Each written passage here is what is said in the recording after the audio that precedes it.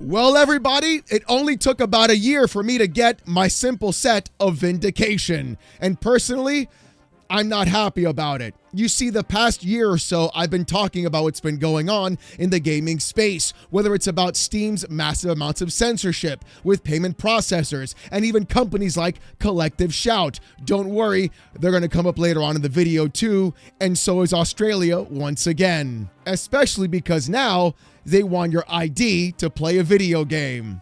No, I'm not kidding. But even though we'll get to that topic later on in the video, the real crazy thing about what's been happening in this space and why I'm actually upset about being right for the last year is because it's going to be, like I said before, the actual worst outcome overall. We're now watching in this era of video games where every company is trying to force you into digital only, where every company is saying 80 to 90% of all our games are sold digitally, where even Strauss Zelnick himself is even pointing out that it's going to be more convenient for you as a consumer to go ahead and stream the game rather than to buy the game digitally and download it to your system, because clearly the RAM crisis is going to make things even worse for them and for you, even though they're going to be the ones capitalizing off the RAM crisis in the first place, making sure you own nothing and you're pretending to be happy. But the real insidious part of this entire plot of the gaming industry isn't just them forcing us to digital. It isn't just them forcing us into streaming. It isn't just them forcing us to put in our actual IDs to play a video game. No, the real insidious part is the fact that they want you to spend the exact same or even more money on digital products that don't exist, that they don't have to manufacture, they don't have to ship, they don't have to print labels for, and then they can actually go through and remove it from the library they're asking you to make in the first place. That account, that control, they want you to give it to them. And then when you give them your money on top of it, they'll take it away at no extra cost and leave you completely high and dry. And if you think I'm kidding, watch this. Because according to VGC on Twitter, the Switch version of Alien Fireteam Elite, which ran via cloud streaming, has been shut down. This makes the full game, including modes that can be played offline on other platforms, entirely unplayable for those who bought it for $30 to $60. Brother, what are we even doing right here? Now we're at the point right now where if a customer spends 30 to 60 bucks on a video game, even a year later or so, that company can pull the plug on that game overall, even on offline modes, and no longer have it be available for you as a customer to play or use in the first place. Ah, don't you just love your digital hellscape streaming future? That's exactly what these companies are planning on doing. And that's not even the first time it's happened. It's also apparently happened to other people as well on PlayStation, where over 500 paid movies that were added to people's accounts were completely removed out of nowhere, with no option to actually get a refund, no ability to say, hey, I paid for that, this is mine actually, and there was literally no response whatsoever from Sony at all about this. And this is the same company that is dying for you to go all digital as well. But the thing is, there's more to the article and more to this hellscape of being all digital in the gaming space. And let's see what it had to say. According to VGC's article, Cold Iron Studios' action game was originally released on PS5, Xbox Series X and S, PS4, Xbox One, and PC in August of 2021 before getting a Switch port in April of 2023. Because the Switch hardware wasn't deemed powerful enough to run the game natively, however, it was instead released as a cloud version, costing $29.99 for the standard edition and $60 for an ultimate edition, which included the base game and the DLC. Earlier this year, the game was delisted from the eShop, with players receiving messages saying the game's cloud servers were going to shut down on August 5th. This has now happened, meaning the entire game, which is still listed on other platforms' digital stores and is fully playable offline should it ever be delisted, is no longer playable in any way on Switch because it was only available via cloud streaming. Oh, I'm sorry, what was that? You mean the entire future that Strauss-Zelnick was talking about previously, saying in the next 3 years, we're all going to be streaming games anyways because it's going to be too expensive to actually own hardware?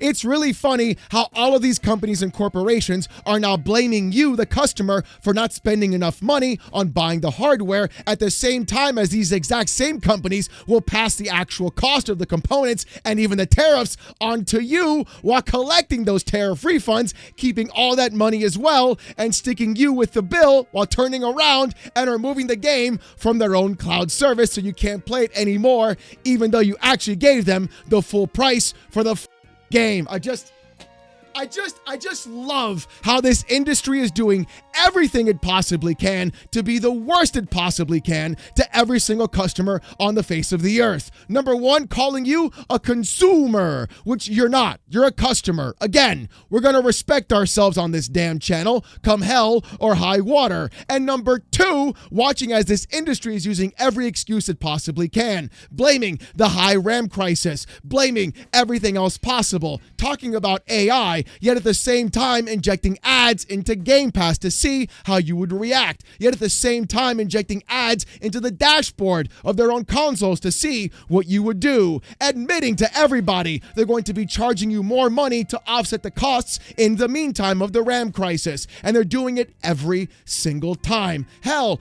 even Amazon on its own is literally delisting movies that people have actually purchased to their own library and not giving anybody a refund at all whatsoever. This person bought all the Lord of the Rings movies on their Amazon account, yet Amazon pulled everything out of there because it was all digital. Again, having zero ownership whatsoever in this space, but watching as every other entity, every other company is literally pushing every user to own nothing and again, pretend to being happy.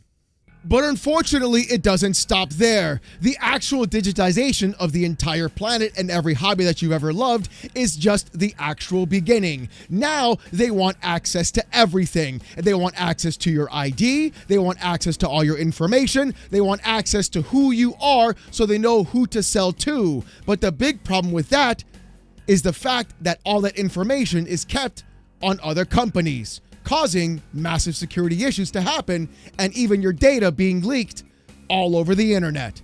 And it's not the first time this has happened.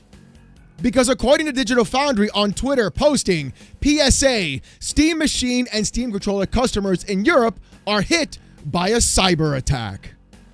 Oh yeah, here we go, boys. Now it's impacting everybody in Europe who wanted to buy a Steam controller or even a Steam machine as well. But the thing is, this title and this article seem to be a little bit misleading on top of that. We're going to get to that in just a moment too, don't worry. But the thing is, this isn't the first time this has happened though. It's happened to other companies as well. In fact, multiple times to other companies. Remember the T-app, that thing that everybody was using in order to talk trash about other people? Well, it turns out they were also asking for IDs in that app, and they got hacked because they were incapable of actually supplying proper security for that information of their customers. Remember Discord, when they were asking for your ID and even facial scans in the UK and Europe? Well, the company that Discord was using was also hacked, and that information was leaked all online. Face scans, photo IDs, addresses, and everything else across the board. Now, apparently, it's also happening to Valve, and anyone who ordered a Steam machine or Steam controller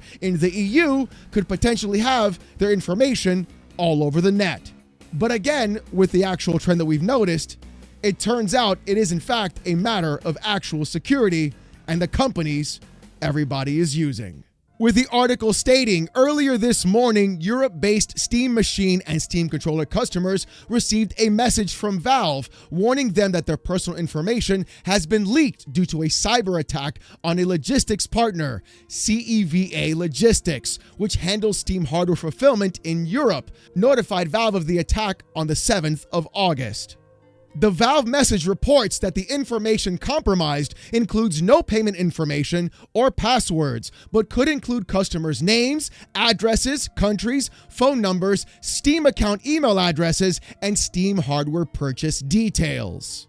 Therefore, says Valve, quote, expect fake messages, email, SMS, or phone that mention your hardware order and appear to come from Steam, Valve, or a delivery company. They may quote your address back to you to prove they're genuine. They may ask you to confirm a delivery, pay a small customs or redelivery fee, or sign in somewhere to, quote, verify your order. Treat all of them as fake. So now we're at a spot where even a company like Valve isn't safe from any of their issues happening across the board to their users. Watching as a logistics company is the one collecting all of your information from Valve, and then they're the ones that are getting hacked and losing all that info online. And now everybody who bought a Steam machine, wanted a Steam controller, or any other device is potentially under the attack of getting hit by scammers across the board, whether it's adding their ID to something, signing for something off as well, or even having another payment to get their package sent to them, even though they never have it in the first place. This is not good at all whatsoever. And I think the worst part is everybody's looking at Valve and blaming them, when the reality is the CEVA logistics company is the one who had the breach in the first place. Valve did everything like they were supposed to do. They notified their users, they let everybody know, and they're doing an investigation into CVEA logistics. The problem is when these companies use our information,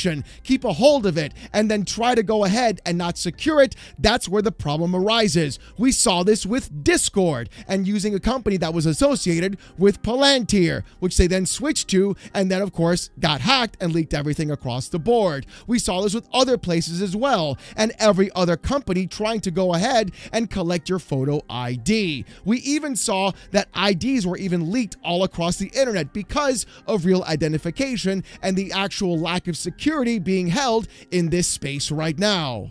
If you're watching this and saying that a company like Valve can get caught with this, who's actually good with their customer service, you can bet your sweet bippy that companies who don't give a shit about you as a customer, i.e. PlayStation and many others, are not going to treat you the exact same way. And they're going to let everything slide by and not make sure that your information is in fact kept correctly and even secured in the first place. But they're the same ones who want you to go all digital. Explain that one to me like I'm a child, please. That'd be nice. But even then, I'd smell your bullshit a mile away. But as always with this kind of content, one thing will always lead to the next. And it turns out that Australia is back at it again. If it wasn't for Collective Shout basically causing all the censorship issues on Steam in the first place, and even Australia being probably one of the most insane countries in video games overall, it looks like that Australia is not only banning video games in their own space again, but also now requiring major companies to get your ID in order to play a mature rated game. No, I'm not kidding. Because according to Kotaku posting, upcoming Halloween game banned in Australia over, and now some GTA 6 fans are worried. With the article saying, quote, despite every effort on our part, the Australian Classifications Board has denied Halloween the game a rating, explained the people behind the game. The denial was not based on the presence of the iconic slasher Michael Myers or the outstanding kills that can be performed in the game, but rather the presence of a controlled substance. Unfortunately, to our disappointment and certainly yours, this means that we cannot sell the physical or digital product in both Australia and New Zealand. Adding to the concerns is that last month, GTA Online banned Australian players from gambling in the game's casino years after it was added. It's believed this was due to some recent regulation changes, but it has some players in Australia nervous that Rockstar might not be able to sell GTA 6 in the country. To all my Rockstar fans, I promise you they're more than likely absolutely going to sell GTA 6 in Australia and New Zealand. And there's a really specific reason as to why. And there's also a reason why I brought up this article. You see, the thing is, countries like Australia, the UK, the EU, and even the US are starting to implement real identification, thereby controlling and monitoring what you're playing, how you're playing, and what you're saying on the internet 24/7, 365. It's as if they put a flock camera inside of your PC and even your phone. Isn't that exciting? But the thing is, it's going to get even crazier. And exactly why I feel you're still going to be playing GTA 6 in Australia and New Zealand isn't because they're just going to let the game sell on its own. No, it's because they're going to implement real identification in Xbox in Australia. Like right now. Like it's happening right now. Literally right now. I'm not kidding. It's bad. With Eurogamer posting on Twitter, Xbox now requires Australians to prove their age to access games rated 18+, though, quote, games you already own won't be affected. With the article stating, Xbox is now asking users in Australia to verify their age before they're able to purchase games rated 18+ on the Xbox Store on Xbox consoles, as well as the Microsoft Store on PC. The company has begun sending users in the country emails and Xbox messages letting them know that they may be asked to verify their identity soon if they want access to our 18+ games via Press Start. Microsoft says it's complying with Australian regulations, saying, quote, as part of our compliance program in Australia beginning late August 2026, adult Xbox accounts must verify their age to be able to access apps and games rated 18+ on the Microsoft and Xbox Store, the message reads. Access to such content may be restricted unless you verify your age. Apps and games you already own won't be affected. There's also the obvious question of who collects the data, how secure it is, and whether it's being used for other purposes. ID Merit and the Discord-linked Persona are two companies who suffered data breaches in recent years. In Discord's case, the breach resulted in user data, including government IDs, leaking. I'm sorry, Microsoft. Now you want our IDs to be in compliance with the Australian government? Who's going to get the ID? Who's going to have the picture? Who's going to have that information? What's funny is already on your own Xbox account, you already have that info. You've already got that person's name. You've got their address. You've got their credit card number. You got everything you need to make an actual purchase. Now you're complying with the government to collect an ID to verify whether that person is 18+. Why? Why is this happening? Oh, because they want to protect the kids? We've had this entire thing happening to me and everybody else since the late 80s and early 90s. Protect the kids, when all it really does is impact every other adult who wants to actually own something that is of age for them to own and is legal for them to own as well. I had this happen to me continuously throughout my entire life. Watching as the song and dance, the actual puppeteering of thinking that we're going to protect anything when all it really does is provide the government with more control over every single thing that you do in your actual life. And don't think it won't happen to you, by the way. It's already crossing its barriers here in the States. Right now, the state of Texas is asking Discord to go ahead and force its UK face verification and ID verification in the United States of America right now. So in just about a month or two, you're going to have to put your ID into Discord to even use it if you live in the state of Texas. And many other states are not complying with this as well. And we've talked about this in previous videos too. The fact that we're watching and seeing as every other major company, every other government is asking for, dying for, needing your literal ID to make any sort of purchase whatsoever, all stemming from the fact that a bunch of hags in Australia known as Collective Shout kicked this whole thing off just a year ago because they were mad about a couple of games on Steam. You can't make this up if you wanted to, boys. It really is that crazy. Look, I'm gonna be honest. Don't give your ID to any corporation. They don't need it. Don't give them a face scan either. They don't need that either.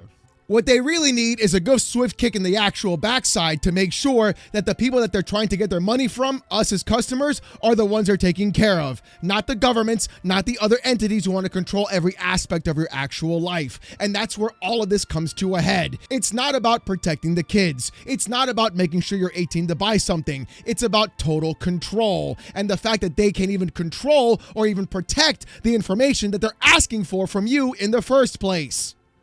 They want to control how you buy the video game and how you play it, whether it's physical or digital. And they're sure as shit wanting to push you into digital to control your actual library and remove the content that you've paid for out of your actual ownership whenever they deem fit.